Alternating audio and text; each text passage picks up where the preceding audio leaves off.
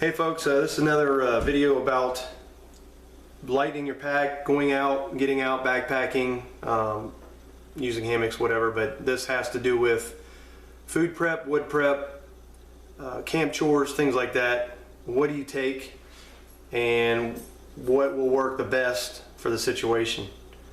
So initially I used to, just think that something like the Mora knife is, it's very light, very inexpensive.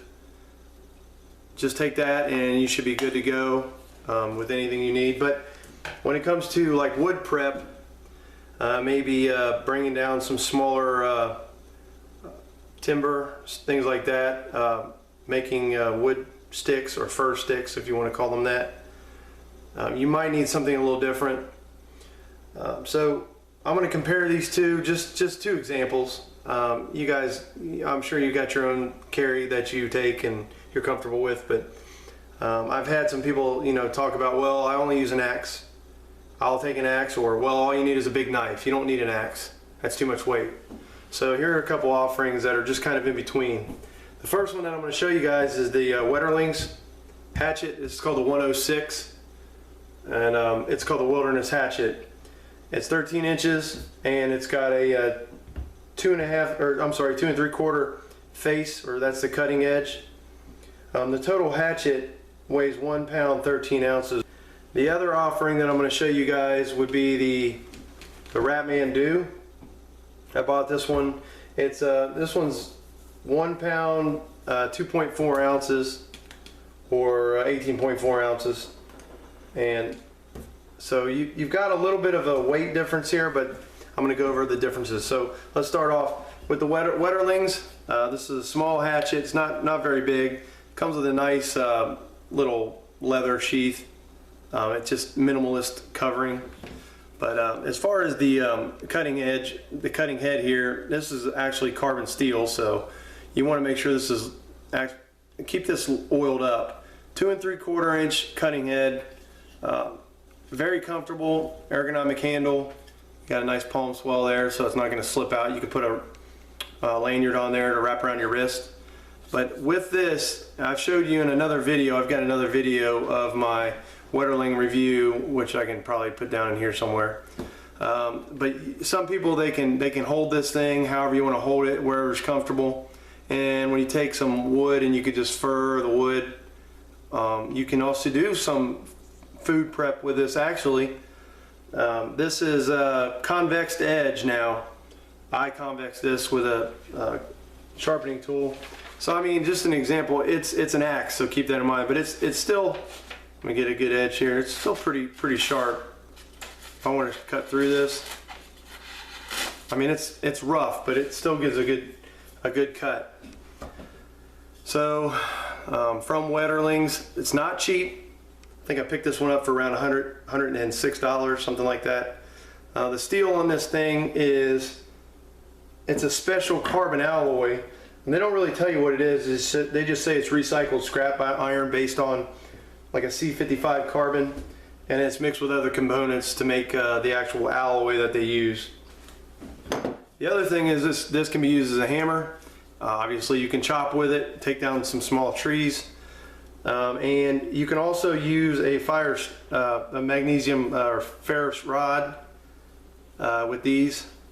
So there's your options for that. It's not that heavy. It fits down in a pack, and I would actually prefer that. And I think the Rockwell for that is 57. It comes with a 20-year warranty, just so you know. So if you do anything to it, you got 20 years. But this thing is pretty stout. So the other option that I wanted to show you guys is the Ratman Do.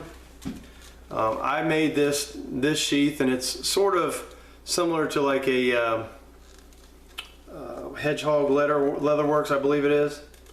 But it's not, obviously it's not their proprietary snap deal and all that crap. So, but this is the Ratman Do. And it's actually been, I've modified the edge there, the spine, so that I could get a good spark from a ferro rod. But this is the total size of this is 2 1/4 I'm sorry, 10 1/4 inches. It's 3/16 thick,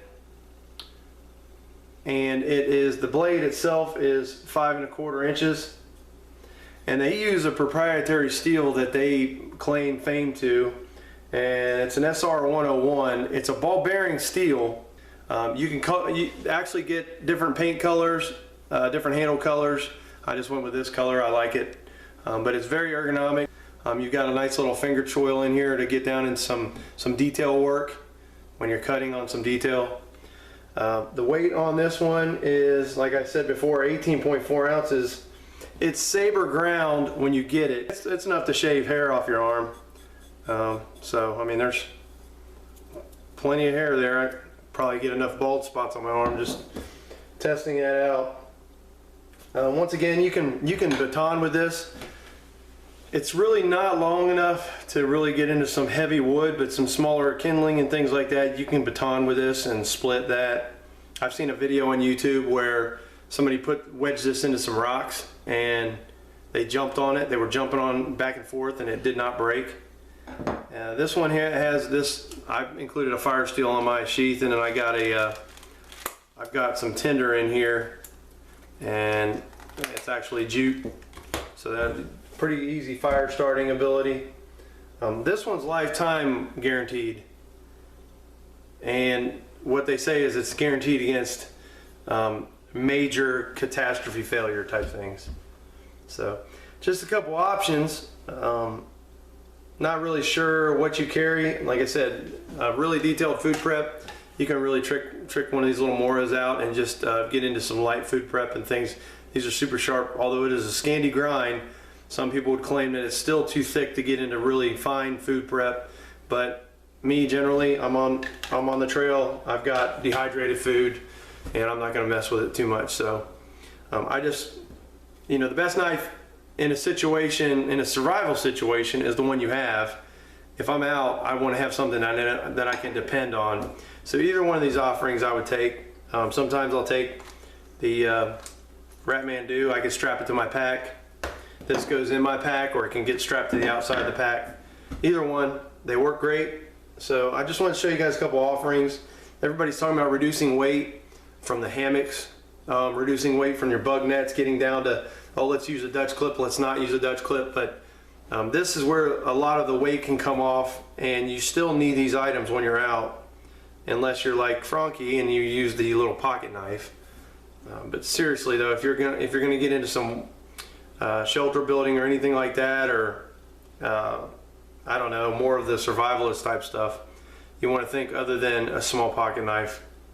So thanks you guys for watching, and hopefully you enjoyed this. Comment or like if you can, and I'll see you guys on the trail.